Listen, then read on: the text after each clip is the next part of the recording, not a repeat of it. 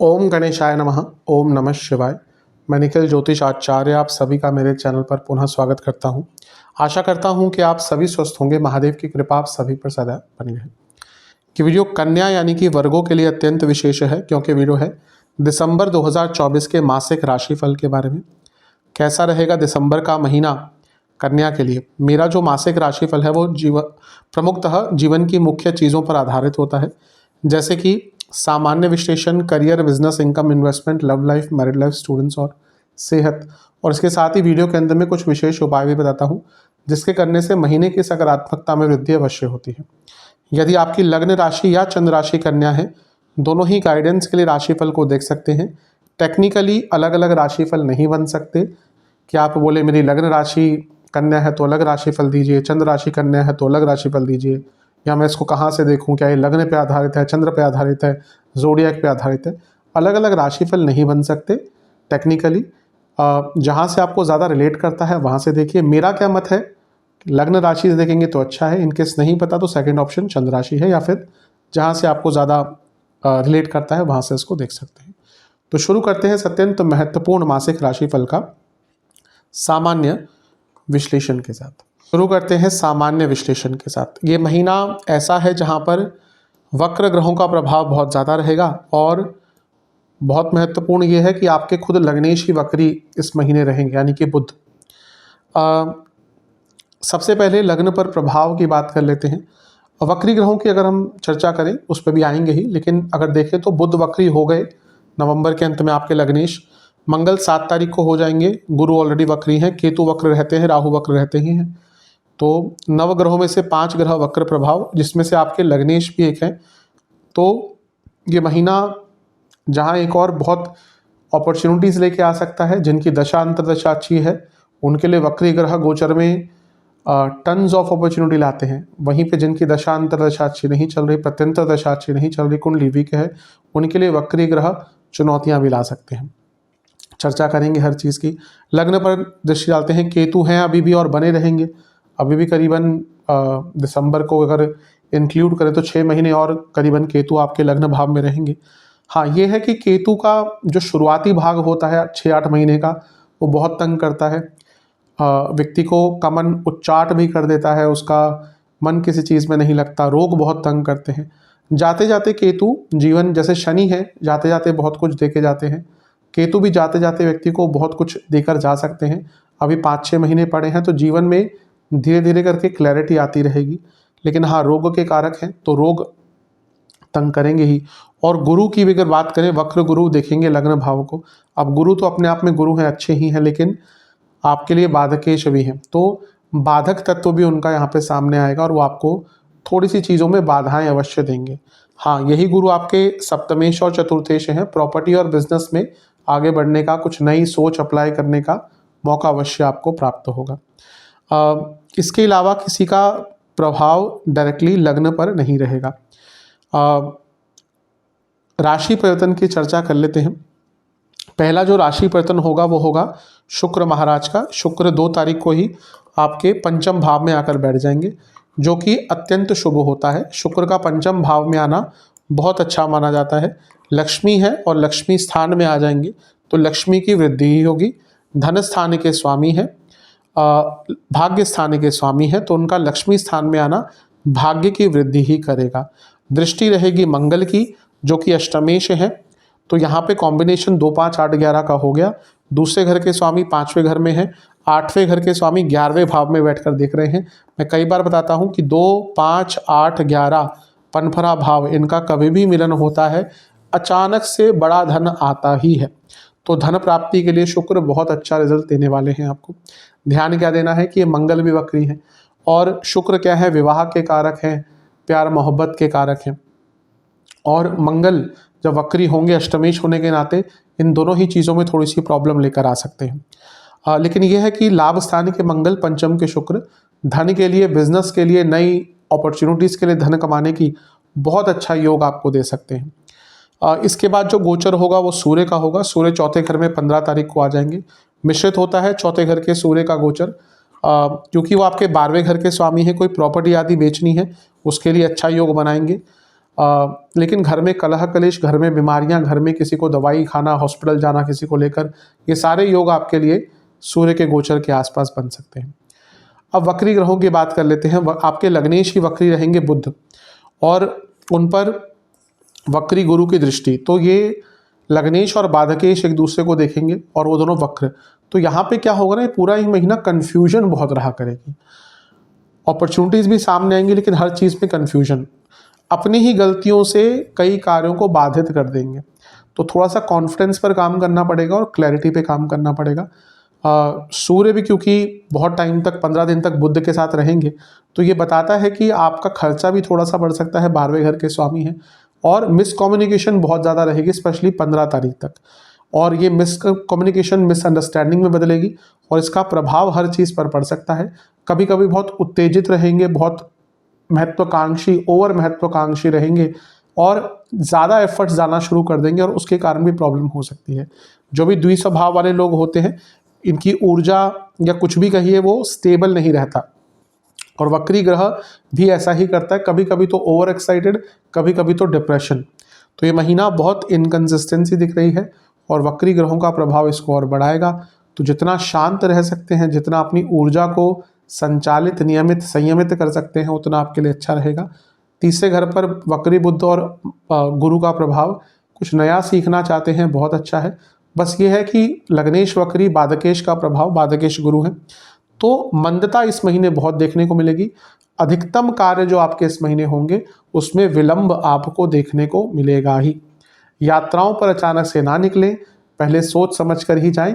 अचानक से करी गई यात्राएं थोड़ा सा कष्ट देकर जा सकती हैं। मंगल 11वें घर में वक्री हो जाएंगे, अच्छा प्रभाव भी होगा उनका, लेकिन क्योंकि वो आपके अष्टमेश भी हैं, तो कभी कभी व्यक्ति गलत जगह पर पैसा लगा भी सकता है, तो उससे भी आपको बच के रहने का प्रयास करना है। वक्री गुरु नवम भाव में थोड़ा सा बॉसेस से प्रॉब्लम्स क्रिएट कर सकते हैं, और व्यक्ति के अंदर ओवर कॉन्फिडेंस लेके आ सकते हैं। तो इन सारी ही चीज़ों पर ध्यान देना है। विशेष प्रेडिक्शंस, कम्युनिकेशन पर बहुत ध्यान देना है। जब तक क्लैरिटी ना हो तब तक कोई बड़ा निर्णय नहीं लेना, और सबसे इम्पोर्टेंट चीज़ है कि आपको अपनी सेहत पर और अपनी इच्छाओं पर, अपनी ज़रूरतों पर काम करने की आवश्यकता है। स्लोनेस रहेगी तो अपने आप को प्लान्ड वे में ही आगे बढ़ाइएगा, अपने ऊपर ट्रस्ट करना पड़ेगा, ज़्यादा रिस्क मत लीजिएगा, रिलैक्स रहिएगा। आप बहुत चीज़ें अचीव कर सकते हैं। वक्री ग्रह बलशाली होता है, लग्नेश है, लेकिन बाकी ग्रहों का वक्र प्रभाव भी कन्फ्यूजन क्रिएट करता है। इसलिए जितना आपने स्टेबिलिटी, जितना आपने क्लैरिटी, जितना आपने एफर्ट्स डालें, उतना ही ये वक्री ग्रह आपको अच्छा प्रभाव दे सकते हैं। लेकिन इनका अगर अपोजिट किया तो ये वक्री ग्रह भी आपके जीवन को एकदम उथल पुथल से भर के रख देंगे। जब ग्रह वक्री होता है, स्पेशली लग्नेश, और इतने वक्री ग्रहों का प्रभाव है, आपके लग्न पर गुरु का प्रभाव है जो वक्री हैं, केतु वक्री ही रहते हैं, तो ये आत्ममंथन का समय भी होता है। तो बहुत कुछ अपने बारे में जानने के लिए भी ये महीना अच्छा है। इसको उस प्रकार से भी देखेंगे।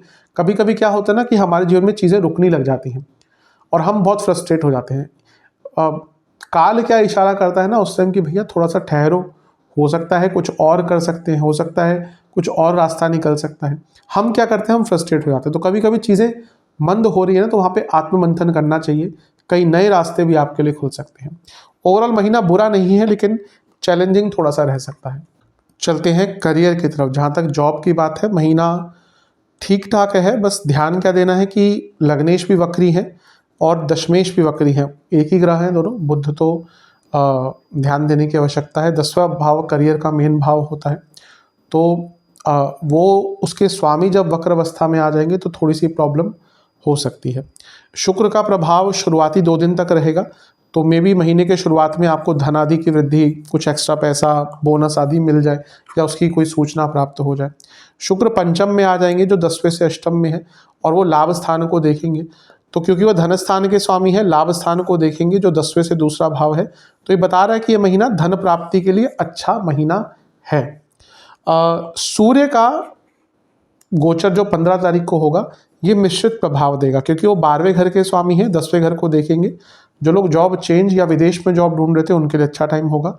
लेकिन सूर्य 4थे घर में दिग्बल उनका 0 हो जाता है। ग्रहों का दिग्बल होता है, जैसे सूर्य यहाँ पर दिग्बल ही होते हैं, सबसे ज़्यादा दिग्बल उनका 10वें भाव में होता है।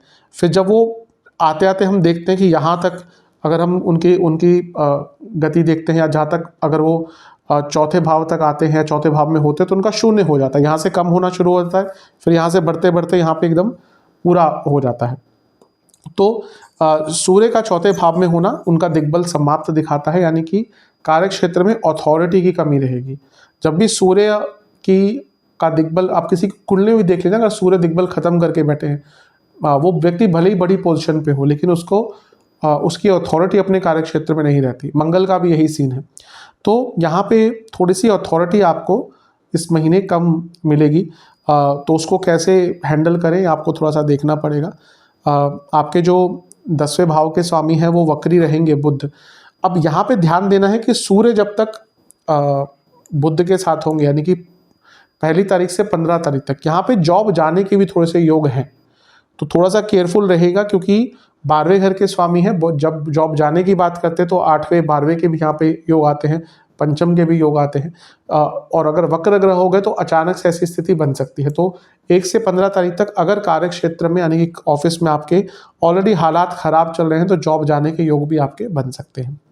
ओवरऑल थोड़ा सा जैसे मैंने कहा कि एक बहुत स्मूथ महीना नहीं रहेगा, लेकिन दशमेश वक्री है, नया कार्य करने का मौका मिलेगा, थोड़ी मेहनत ज़्यादा करनी पड़ेगी, लेकिन अंततः उसका अच्छा परिणाम मे बी लेटर आपको देखने को मिले, इस महीने नहीं, लेकिन ये है कि इस महीने जो मेहनत करेंगे वो अंततः आपको अवश्य सफलता प्राप्त करवाएगी।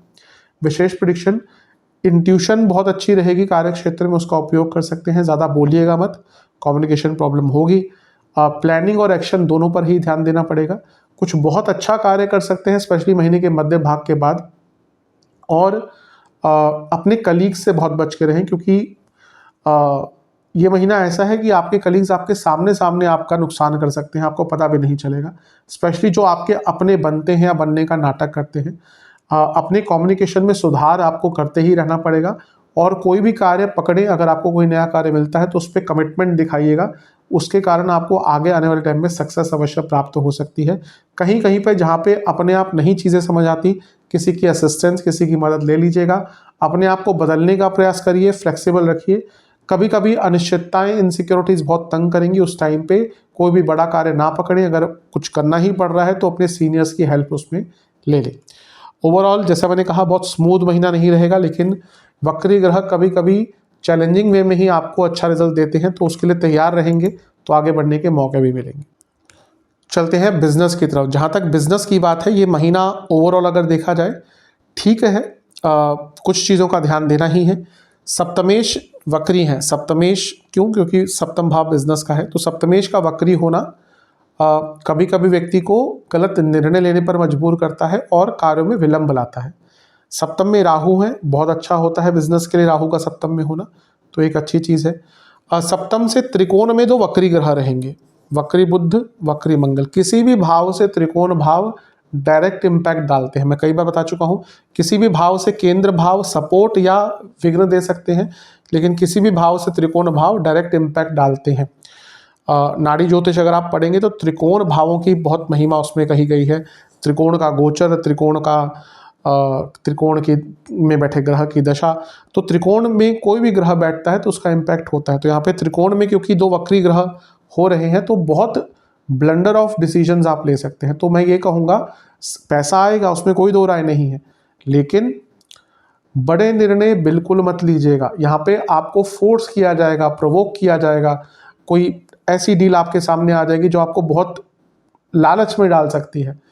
डॉक्यूमेंटेशन पर बहुत ध्यान है, कोई बड़ा एग्रीमेंट मत साइन कीजिएगा, क्योंकि पैसा आएगा, लेकिन यहाँ पे अगर कोई रिस्क लिया, कुछ अलग किया, क्योंकि बहुत संभावना है कि आप कोई गलत निर्णय इस महीने ले सकते हैं, इसलिए थोड़ा सा अपने ऊपर नियंत्रण रखिएगा। शुक्र का गोचर होगा 2 तारीख को, वो आपके लिए अच्छा होगा, क्योंकि वो सप्तम से लाभ स्थान में आ गए, सप्तम से 11वें में, और उन पर मंगल की दृष्टि होगी जो लाभ स्थान में बैठे हैं, और वो सप्तम से दूसरे के स्वामी है, तो पैसा तो आएगा इस महीने, कोई डाउट नहीं है। सूर्य का गोचर भी सप्तम से 10वें भाव में होगा।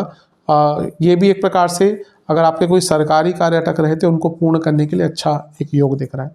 तो ओवरऑल देखा जाए महीना आपका ठीक है, लेकिन जो भी चीज़ें मैंने ध्यान देने के लिए बोली उन पर अवश्य सोच विचार कीजिएगा। विशेष प्रेडिक्शंस मेरी तरफ से, ये महीना ऐसा है जहाँ पे आपको अपने बिजनेस पे काम करने का, उसकी मार्केटिंग पे काम करने का मौका मिलेगा।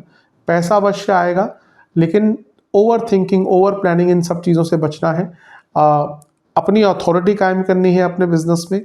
और सबसे इम्पॉर्टेंट चीज़ ये है कि अपने बिजनेस की गुडविल पर काम कीजिएगा। जैसे मैंने कहा था कि कोई बहुत बड़ा एग्रीमेंट, कोई बड़ा काम मत पकड़िएगा, क्योंकि वो मुश्किल में डाल सकता है, स्पेशली अगर आप उसके बारे में बहुत श्योरिटी नहीं रखते।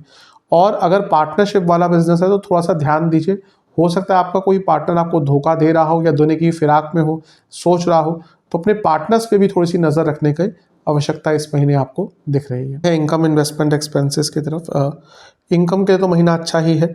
शुक्र आ जाएंगे आपके लक्ष्मी स्थान में, धन स्थान के स्वामी है, भाग्य स्थान के स्वामी है, तो पैसा बढ़ना स्टार्ट हो ही जाएगा। तो धन के लिए अच्छा है। इन्वेस्टमेंट के लिए शुरुआती 10 दिन बहुत अच्छे नहीं है, नुकसान हो सकता है। बीच के 10 दिन अच्छे हैं, अंतिम 10 दिन में ओवर कॉन्फिडेंस के कारण गलत निर्णय ले सकते हैं, इसलिए स्टेबल तरीके से इन्वेस्ट कीजिएगा। खर्चों की बात है जहाँ तक, क्योंकि सूर्य 12वें घर के स्वामी पहले लग्नेश के साथ रहेंगे, फिर केंद्र भाव में रहेंगे, खर्चे भी थोड़े से आपके बढ़ेंगे। किन किन चीज़ों पर खर्चे हो सकते हैं? यात्राओं पर खर्चे हो सकते हैं, घर की मरम्मत पर, सरकारी कार्यों पर, अथॉरिटीज़ के कार्यों पर, इन सब कार्यों पर बहुत खर्चा होगा। इसके साथ ही ऐसा लग रहा है कि जैसे इंश्योरेंस आदि के कार्यों पर, अपने वाहन के इंश्योरेंस पर, वाहन के रख रखाव पर, हो सकता है आपकी कोई एक्स्ट्रा प्रॉपर्टी हो, उसके कंस्ट्रक्शन पर, या फिर उसकी कुछ मरम्मत पर, एक्स्ट्रा प्रॉपर्टी या कोई रेंटेड प्रॉपर्टी है आपकी, उस पर, आपके अगर घर में कोई पेट्स हैं उनके लिए, और घर में बच्चे हैं या वृद्ध सदस्य हैं उनकी सेहत पर थोड़ा सा खर्चा ज़्यादा इस महीने होता हुआ दिख रहा है। तो है लव एंड रिलेशनशिप की तरफ। जहाँ तक लव एंड रिलेशनशिप की बात है, सबसे पहले नो कॉन्टैक्ट सिचुएशन की बात करते हैं। संभावना है इस महीने, देखा जाए संभावना है कि चीज़ें ठीक हो सकती हैं। प्रयास ज़्यादा करना पड़ेगा, थोड़ा क्रिएटिव रहना पड़ेगा। नए रिलेशनशिप की भी संभावना बन जाती है, क्योंकि शुक्र पंचम में 2 तारीख को आ जाएंगे, तो ये पूरा ही महीना ओवरऑल नए रिलेशनशिप के लिए अच्छा है। थोड़ा साहस दिखाना पड़ेगा अगर चाहते हैं कि रिलेशनशिप आगे बढ़े या स्टार्ट हो, साहस दिखाना पड़ेगा। जो लोग ऑलरेडी रिलेशनशिप में हैं, शुक्र का पंचम में आना चीज़ों को बहुत हद तक बचा लेगा, लेकिन ध्यान बहुत देना है। क्यों? क्योंकि पंचम भाव पर और शुक्र पर 3 वक्री ग्रहों का प्रभाव रहेगा। केतु, गुरु वक्री हैं, मंगल 7 को वक्री, तो शुक्र कितना बचा लेंगे? शुक्र के कारण अट्रैक्शन, रोमांस, ये सब होता है, लेकिन 3 वक्री ग्रह यानी कि मिनट नहीं लगेगा चीज़ों को बदलने में। सब ठीक चल रहा होगा, अचानक से कुछ ऐसा हो जाएगा, या आप कुछ कह देंगे, पार्टनर कुछ कह देंगे, कोई और कुछ कह देगा, कि चीज़ें एकदम पलट सकती हैं। तो जहाँ एक और शुक्र का प्रभाव बता रहा है कि चीज़ें ठीक रहेंगी, लेकिन ये वक्री ग्रह हमेशा एक असमंजस में डाल के रखेंगे, कभी भी चीज़ें एकदम विरुद्ध हो सकती हैं। इसलिए बहुत स्टेबिलिटी और स्थिरता, बहुत पेशेंस आपको इस महीने दिखाने पड़ेगी। विशेष प्रेडिक्शन, लड़ाई झगड़े होंगे, कई बार होंगे, लेकिन उनको बड़े स्तर पर नहीं जाने देना, बैलेंस रखना है अपने व्यक्तित्व में।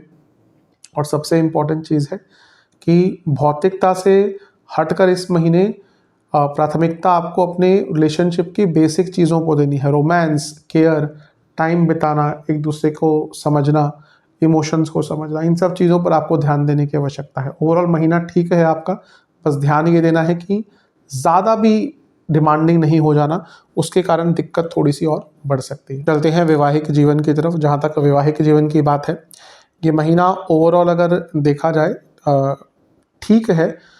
प्रॉब्लम यह है कि आपके सप्तमेश वक्री हैं गुरु, आपके लग्नेश वक्री हैं बुध, और शुक्र जो वैवाहिक जीवन के कारक हैं उन पर भी वक्री ग्रहों का प्रभाव बहुत होगा। केतु, मंगल, गुरु, तो जब इतने वक्री ग्रहों का प्रभाव होता है ना, तो जीवन में कुछ भी स्थिरता नहीं रहती। तो यहाँ पर कभी कभी तो मैरिड लाइफ में लगेगा सब कुछ ठीक है, और कभी कभी एकदम विपरीत लगेगा कि सब कुछ खराब हो गया। और ये बुध और गुरु का समसप्तक होना, क्योंकि बुध बृहस्पति सप्तमेश है यानी कि मैरिड लाइफ के स्वामी, और बुध लग्नेश है, तो ये बता रहा है कि मिसकम्युनिकेशन, मिसअंडरस्टैंडिंग, बल्कि छोटी छोटी बातों पे मिसअंडरस्टैंडिंग होना शुरू हो जाएगी। तो इसलिए वैवाहिक जीवन भी थोड़ा सा कष्टकारी दिख रहा है। सप्तम से त्रिकोण में 2 वक्री ग्रह हैं, मैंने पहले भी कई बार बता चुका हूँ, किसी भी भाव से त्रिकोण स्थान डायरेक्ट इम्पैक्ट डालते हैं। तो मंगल का वक्री होना 7 तारीख को एग्रेशन दिखा रहा है, बुध का वक्री होना कम्युनिकेशन प्रॉब्लम दिखा रहा है, और जो बाकी भी आसपास के लोग होते हैं ना, वो भी इन चीज़ों को और बढ़ाएंगे। सूर्य आ जाएंगे 10वें भाव में, सॉरी 4थे भाव में, जो कि सप्तम से 10वां है, तो ये बता रहा है कि ईगो क्लैशेस भी होंगी 15 तारीख के बाद, और इन लॉस के कारण भी प्रॉब्लम्स होंगी, और वर्क प्रेशर का भी प्रभाव मैरिड लाइफ पर पड़ेगा। तो थोड़ा सा नेगेटिव है ही ये महीना। राहु ऑलरेडी सप्तम में है, तो अच्छा तो नहीं चल रहा होगा। और मैं पहले भी अंकित कर चुका हूँ कि कन्या वालों को तो बहुत केयरफुल रहना है, क्योंकि अगले साल शनि लग्न में आने वाला, सप्तम भाव में आने वाले हैं। तो अगर प्रॉब्लम दिख रही है ना, तो अभी से ठीक करना शुरू कर दीजिए। शनिदेव ठीक करने का मौका नहीं देंगे। विशेष प्रेडिक्शन, कुछ गलतियां होती हैं तो माफ़ कर दीजिएगा, सिंपलिसिटी रखिएगा। अगर आपस में चीज़ें नहीं मैनेज हो रही तो किसी की हेल्प भी मांग सकते हैं। और सबसे इम्पॉर्टेंट चीज़ ये है कि कंपैशनेट रहेगा, आराम से बोलेगा, वाणी में सौम्यता रखेंगे। चेंज जो आ रहे हैं आपके अंदर, आपके पार्टनर के अंदर समय के अनुसार, उनको एक्सेप्ट कर कर आगे बढ़ेंगे तो आपके लिए बहुत अच्छा रहेगा। ओवरऑल देखा जाए महीना ठीक है, बुरा नहीं है। बस ये ध्यान रखना है आपको कि वक्री ग्रह कभी भी स्थिरता नहीं देंगे। तो ये एक्सपेक्ट करना कि चीज़ें स्टेबल हो जाए इस महीने, ये गलत एक्सपेक्टेशन होगी। एक्सपेक्टेशन ही गलत रखेंगे तो चीज़ें ही गलत होंगी, इसलिए ये एक्सपेक्टेशन रखिएगा ही नहीं। स्टूडेंट्स की तरफ चलते हैं। एग्ज़ाम्स शुरुआती 10 दिन बहुत अच्छे हैं, बीच के 10 दिन बहुत अच्छे हैं, अंतिम 10 दिन भी बहुत अच्छे हैं, लेकिन वहाँ पर गुस्सा और अपनी ऊर्जा को नियंत्रित ना कर पाना प्रॉब्लम देगा। वैसे पंचम में शुक्र रहेंगे 2 तारीख से, तो बहुत अच्छा है। मंगल का प्रभाव भी रहेगा, मंगल कॉम्पिटिटिव एग्जाम्स के लिए बहुत अच्छे हैं, लेकिन मंगल भी वक्री हो जाएंगे, 7 को गुरु भी वक्री है, और दोनों ही देखेंगे पंचम भाव को। बुध भी वक्री है, जो कारक हैं स्टूडेंट्स के। तो वक्री बुध का प्रभाव क्या करता है ना, फोकस की प्रॉब्लम लाता है, और कॉन्फिडेंस भी कम करता है, कम्युनिकेशन गैप, कम्युनिकेशन प्रॉब्लम, ये सब लेके आता है। तो इन सारी चीज़ों पे अच्छा आपको ध्यान देना है। शुक्र का पंचम में आना बहुत अच्छा है, क्योंकि वो भाग्य स्थान के स्वामी है, लेकिन ये वक्री ग्रहों की स्थिति कभी कभी व्यक्ति से गलतियां करवाती हैं। तो जितना हो सके स्थिरता रखनी है, जितना हो सके कम्युनिकेशन अच्छा रखना है, जितना हो सके रिटेंशन पावर पर काम करना है, रिटेंशन पर काम करना है। ओवर कॉन्फिडेंस बहुत रहेगा और वो आपको तंग करेगा। विशेष प्रेडिक्शन, स्ट्रेस बहुत रहेगा, उसको हैंडल कीजिएगा। जल्दबाजी बहुत रहेगी, उस पर कंट्रोल कीजिएगा। अपनी स्किल्स को बढ़ाइए, कुछ नई टेक्निक लाइए। आज के डेट में तो स्टूडेंट्स के पास दुनिया भर की टेक्निक्स हैं, दुनिया भर की टेक्नोलॉजी है। ये आपके ऊपर है, आप उसका कैसा उपयोग कर सकते हैं। इंटरनेट का उपयोग बहुत अच्छी चीज़ों के लिए भी हो सकता है, बहुत बुरी चीज़ों के लिए भी हो सकता है। तो आप अपने जीवन में नई नई टेक्निक सीखिए, नई नई टेक्नोलॉजी का उपयोग कीजिए, अवश्य आगे बढ़ पाएंगे इस महीने। ज़्यादा एक्सपेक्टेशन मत रखिएगा, अनरियलिस्टिक एक्सपेक्टेशन दिल तोड़ेगी। और सेहत पर ध्यान दीजिएगा, क्योंकि लग्नेश की वक्री है, तो स्टूडेंट्स की सेहत पर प्रभाव पड़ सकता है, और अगर कोई एग्ज़ाम है और सेहत खराब हो गई तो फिर प्रॉब्लम होगी। सेहत की बात कर लेते हैं, हेल्थ। जहाँ तक सेहत की बात है, ये महीना थोड़ा सा कष्टकारी होगा। शुरू में ही मैंने कहा था, लग्नेश की वक्री है, लग्न पर वक्री ग्रह का प्रभाव, लग्न में केतु, ये सारे इंडिकेशंस अच्छे नहीं होते।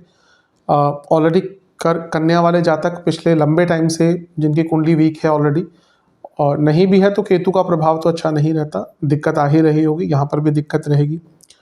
क्या क्या प्रॉब्लम ज़्यादा तंग करेगी इस महीने? स्किन डिसऑर्डर्स, गले के रोग, ENT प्रॉब्लम, इनडाइजेशन बहुत रहेगी, हार्मोनल डिसऑर्डर्स, और जिनको कार्डियक प्रॉब्लम है उनको दिक्कत बढ़ेगी।